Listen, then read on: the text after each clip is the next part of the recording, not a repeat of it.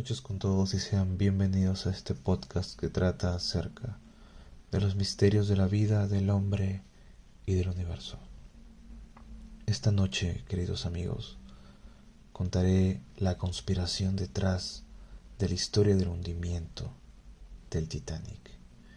Así que sin más, ¿le temes a lo desconocido? Iniciemos esta historia desde el libro que profetizó todo, escrito en 1848 por Morgan Robertson, el cual tiene por nombre El naufragio del Titán. Este libro ve la luz 10 años antes de la construcción del Titanic y comienza a tener muchas similitudes con el real. Por ejemplo, misma longitud y anchura. Los dos poseen 3 hélices y 2 mástiles. El viaje inaugural fue en abril. Los dos no tenían suficientes botes salvavidas. El Titán tenía 3.000 pasajeros y 24 botes, y el Titanic tenía 2.223 pasajeros y 23 botes. Y para más, INRI tienen el mismo final. Un choque con un iceberg a 400 millas de Terranova. En 1908, la compañía White Line Star de JP Morgan estaba promoviendo la construcción de 3 barcos insumergibles: el Olympic, el Britannic y el Titanic. En ese mismo año comienza la construcción del Olympic y el Titanic. El primero se terminó mucho antes, haciéndolos exactamente iguales, solo con diferencias en que el Olympic tenía una chimenea decorativa y 3 funcionales, mientras que el Titanic tenía 4 chimeneas funcionales. Al principio, eso no causó sospechas, pero después del hundimiento, sí pareció muy raro que sean tan iguales. Los materiales con los que construyeron el Olympic eran de menor calidad. Es por eso que se terminó primero. El Olympic sale a navegar en 1911 y sufre un choque con un buque menor, quedando dañado en la parte lateral del casco. Se piensa que fue donde casualmente el iceberg impactó contra el Titanic. Se dice que esto llevó a una serie de problemas para la finalización del Titanic, pero con el anuncio del gran viaje y los pasajes ya agotados, ya no había marcha atrás. El viaje se tenía que realizar sí o sí. Como estaban en contrarreloj, hicieron una soldadura de no muy buena calidad y cambiándoles el nombre del Olympic al Titanic en el viaje inaugural. Según esta teoría, la velocidad con la que impactó al iceberg y la soldadura de mala calidad fue la receta perfecta para que ocasionara esta tragedia. Pero sabiendo todo el dinero y poder que estaba en juego, esto nos hace pensar que las casualidades no existen. Pero los detalles no acaban aquí. El 10 de abril de 1912 se celebra el gran viaje inaugural del Titanic. Y JP Morgan, el dueño de la empresa que construye el Titanic, cancela su pasaje en los últimos instantes, diciendo que se encontraba enfermo. Luego se supo que su enfermedad era falsa, porque luego lo ven de lo más saludable paseando por las calles de Francia.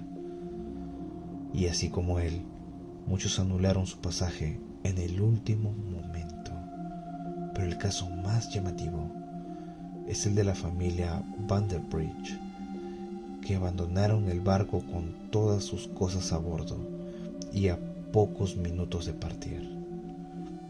Otro detalle que llama la atención es el capitán del barco Edward John Smith, que era uno de los más destacados y eficientes de la época, y bajo su mandato ocurrieron una serie de varias negligencias, como por ejemplo ignorar los mensajes que alertaban el peligro y también no reducir la velocidad. ¿Destino? ¿Negligencia?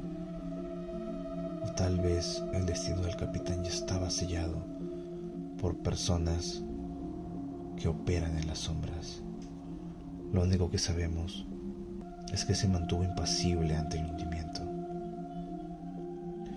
Investigaciones posteriores al hundimiento intentan desmentir la versión oficial, como por ejemplo el estudio de las aperturas del casco, donde los expertos concluyeron que no fue un solo impacto, sino varios de adentro hacia afuera, lo que supondría en explosiones internas. La versión oficial afirma que las calderas explotaron, pero posteriores inmersiones a la zona de la catástrofe demostraron que la zona de las calderas fue una de las más intactas. Otro detalle fueron el color de las bengalas, que fueron de color blanco y no rojo como está estipulado para pedir auxilio, mientras que el color blanco significa celebración. También se habla de un barco con un mástil amarillo en la zona. El barco que lo rescató, el Carpathian, tenía el mástil de color rojo, por consiguiente no se referían al Carpathian. Las leyendas cuentan que este supuesto barco fantasma de mástil de color rojo remolcó al iceberg, pero a estas alturas podemos creer de todo. Lo que sí es seguro es que los hombres más poderosos de la época, que eran Benjamin Guggenheim, magnate de cobre, Isidor Strauss, dueño de la red de comercio más grande del país, y Jacob Astor, dueño de negocios de piel e inmuebles, que se oponían a la Reserva Federal, murieron, y junto con ellos muchos millonarios de Estados Unidos y Europa. Tras el suceso, es lo que vemos hoy en día. Se aprueba la Reserva Federal de los Estados Unidos y con ello se elimina la libre competencia y los monopolios de banqueros y multinacionales priman en el mundo. La compañía White Line Star cobra un jugoso seguro por el hundimiento y, como suele pasar en estas historias, no hubo culpables, solo beneficiados y víctimas inocentes. Espero de corazón que les haya gustado esta historia de conspiración, que si lo piensas bien tiene mucho sentido si entiendes todo el poder que estas personas ganaron al final. Si tienes una historia o una anécdota paranormal, puedes enviarla al siguiente correo: a losdesconocido.pe@gmail.com, o también mandarme un inbox en Facebook, Instagram o TikTok. Me encuentras con el mismo nombre. Sin más que añadir, me despido. Mi nombre es Miguel, y por favor, no le temas a lo desconocido.